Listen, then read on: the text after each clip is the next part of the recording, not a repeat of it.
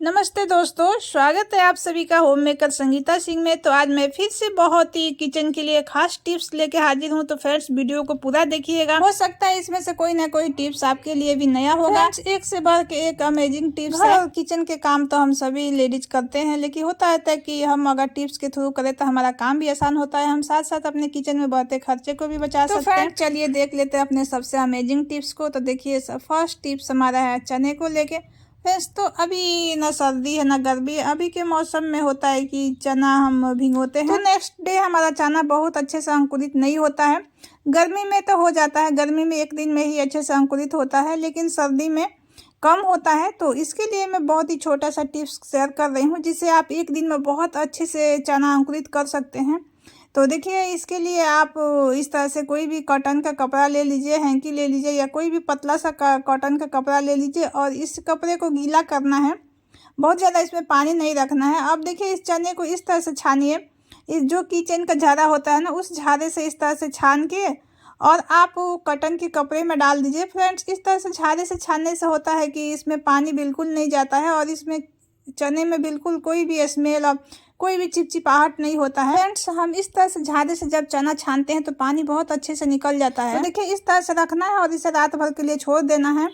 तो देखिएगा, सुबह एकदम आपका चना इतना अच्छा अंकुरित मिलेगा कि आपका मन बिल्कुल खुश हो जाएगा। तो एक बार इस तरीके से आप ज़रूर चना अंकुरित करके खाइएगा, आपको ये टिप्स बहुत ही अच्छा लगेगा। तो अगर हम गर्मी में ऐसे भी निकाल के रख देते हैं तो चना अंकुरित हो जाता है, लेकिन सर्दी में दिक्कत होता है।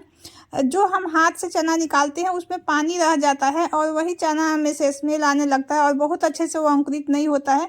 तो फ्रेंड्स, इस टिप को जरूर आप फॉलो करिएगा, आपका चना बहुत अच्छे से अंकुरित होगा। फ्रेंड्स, देख लेते हैं अपने नेक्स्ट टिप्स को। नेक्स्ट टिप्स है मेरे, देखिए फ्रेंड्स, एलोवेरा को लेके। तो जो लोग एलोवेरा यूज करते हैं उसके लिए बहुत यूजफुल टिप्स है। तो देखिए, हम एलोवेरा का फ्रेंड्स कभी कभी होता है कि हमें बाल में लगाना हो या फेस में लगाना हो, या हमें एलोवेरा का जेल स्टोर करके रखना हो, तो उसका जेल निकालने के लिए हमें या तो पीसना पड़ता है, तो पीसते हैं तो उसका छिलका भी पीस जाता है। तो देखिए, कभी हमें थोड़ा सा जेल का ज़रूरत पड़ता है फेस में लगाने के लिए, तो निकालने में बहुत ही दिक्कत होता है, उससे बहुत ज़्यादा पतला जेल नहीं निकलता है। तो आप इस तरह से कंघी के सहारे आप चाहे जितना चाहे जेल इसका निकाल सकते हैं और बहुत ही अच्छे से जेल निकलता है। बिल्कुल इसमें से कोई भी बर्बाद नहीं होता, बहुत ही पतला अच्छा सा ये जेल निकल जाता है। तो इस तरह से निकाल के आप स्टोर करके भी रख सकते हैं। या हम इसका बर्फी बनाते हैं, मिठाई बनाते हैं, तो उसके लिए हम जेल निकालते हैं, तो उसे पीसते हैं तो छिलका भी पीस जाता है। तो इस तरह से जेल निकाले तो हमारा जेल बिल्कुल बर्बाद नहीं होगा, बहुत अच्छे से निकलेगा। तो उम्मीद करती हूँ ये भी टिप्स आपके लिए हेल्पफुल रहेगा। तो देख लेते हैं अपना नेक्स्ट टिप्स को। नेक्स्ट टिप्स हमारा देखिए फ्रेंड्स, प्याज को लेके। प्याज का काम तो किचन में तीनों टाइम लगता है, सुबह दोपहर शाम। तो फ्रेंड्स, सबसे खराब लगता है प्याज ही काटना। ये आँख में जब लगने लगता है तो बहुत ही बुरा हाल होता है। तो आप इसके लिए एक छोटा सा उपाय कर सकते हैं। फ्रेंड्स, मैं तो ऐसे ही करती हूँ, सुबह उठते ही या 5-6 प्याज लेकर और इस तरह से पॉलीथीन में डालती हूँ। तो आपके किचन में कितना प्याज लगता है आप उसके हिसाब से डाल सकते हैं। तो देखिए, मैं 6-7 प्याज डाल देती हूँ। जब हमें जरूरत लगे तब तब मैं इसमें से निकाल लेती हूँ और प्याज काट लेती हूँ। इसी में से निकाल कर अगर सलाद भी काटते हैं तो बिल्कुल ही वो तीखा नहीं लगता है। तो देखिए, मैं इस तरह से फ्रीज में डाल दूंगी, फिर इसको जब जरूरत पड़ेगा तब निकालूंगी और काटूंगी। तो आप भी इस टिप्स को ट्राई कर सकते हैं, तो बिल्कुल ही आपकी आंख में प्याज नहीं लगेगा। फ्रेंड्स, तो मैं तो इसी तरह से काटती हूँ। अगर आप लोग के पास कोई नया तरीका है तो प्लीज मुझे शेयर करिएगा, मैं भी उस तरीके को जरूर अपनाऊंगी। किचन के कोई भी आपके पास नया टिप्स हो तो प्लीज मुझे आप जरूर शेयर करिए। मैं इसी टिप्स से प्याज काटती हूँ, मुझे ये टिप्स बहुत ही अच्छा लगता है। बिल्कुल ही इससे आंखों में प्याज नहीं लगता है। तो फ्रेंड्स, देख लेते हैं अपने नेक्स्ट टिप्स को, जो कि हम क्लचर से साग कैसे काटेंगे। फ्रेंड्स, जितना साग हमारे शरीर के लिए हेल्दी होता है, जितना ही ये खाने में अच्छा लगता है, लेकिन साग खाने में सबको अच्छा लगता है, लेकिन काटना इसे कोई नहीं चाहता है। फ्रेंड्स, मैं इस वीडियो में साग काटने और धोने का बहुत ही आसान तरीका शेयर कर रही हूँ। फ्रेंड्स, साग काटने में तो झंझट लगता ही है, लेकिन धोने में भी कोई कम झंझट नहीं है। सर्दियों में धोने में बहुत ही हालत खराब होता है। तो इस टिप्स को अपना के आप अपने साग को बहुत आसानी से धो सकते हैं। तो देखिए, सबसे पहले साग को अच्छे से चुन लेना है। चुनने के बाद आप लेना है इस तरह से कोई भी क्लचर। तो क्लचर अच्छे से धुल लीजिए नया है तो ठीक है, अगर पुराना है तो इसको अच्छे से साफ़ कर लेना है। फ्रेंड्स, ये टिप्स न्यू बिगनर के लिए तो बहुत ही हेल्पफुल है। अगर जल्दी में कभी कभी साग काटते हैं तो होता है कि हम जल्दी जल्दी करते हैं तो हमारे हाथ पे लगने का चांस रहता है इस तरह से चाकू से। तो देखिए, इस तरह से क्लचर लेना है, क्लचर से इस तरह से साग को दबा देंगे और फटाफट काटते जाएंगे। देखिए, बहुत ही बारीक साग कट जाएगा और कोई भी हाथ में लगने का डर नहीं रहेगा।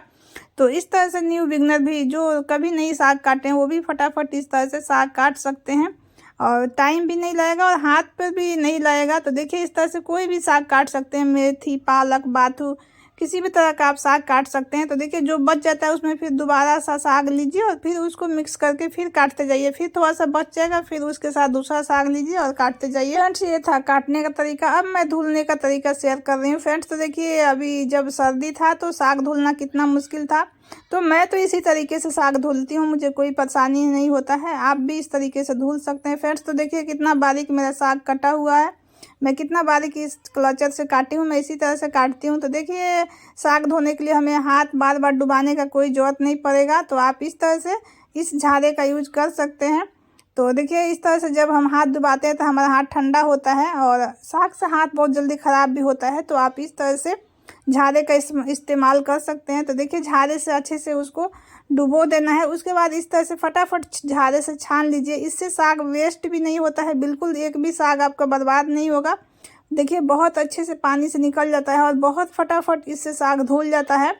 तो ये सर्दी के लिए तो बहुत ही बेस्ट तरीका है, बिल्कुल ही हाथ ठंडा नहीं होता है, बिल्कुल आप बिना हाथ भिंगाए ढेर सारा साग धो सकते हैं। इस तरह के कुछ छोटे छोटे हम टिप्स अपना के हम अपने स्मार्टली किचन का काम को कर सकते हैं। तो फ्रेंड्स, सबसे अच्छी बात है इसमें कोई अलग से खर्चा नहीं है, ना ही कोई मेहनत है। इससे आपको हमारा टिप्स कौन सा सबसे अच्छा लगा है, आप हमारा वीडियो कहाँ से देख रहे हैं, प्लीज़ कमेंट सेक्शन में ज़रूर बताइएगा। वीडियो अच्छा लगता है तो हमेशा एक लाइक कर दीजिएगा। चैनल पर पहली बार तो प्लीज़ चैनल को सब्सक्राइब कर लीजिए। आज के लिए बस इतना ही, मिलते हैं इसी तरह आगे कुछ और नए वीडियो के साथ। Om Sai. Thank you for watching my video.